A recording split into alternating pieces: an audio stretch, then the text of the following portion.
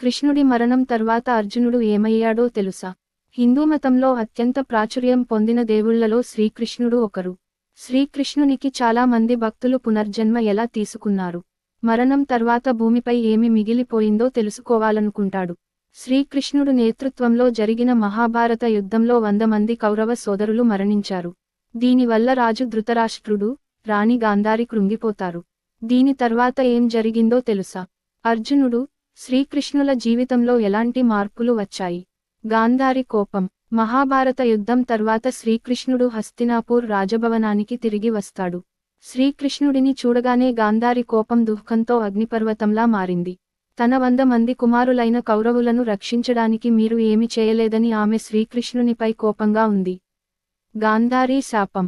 గాంధారి తన కుమారులను కోల్పోయిన బాధతో శ్రీకృష్ణుడిని శపిస్తుంది. యుద్ధంలో కౌరవులు మరణించినందున యాదవ వంశం నాశనం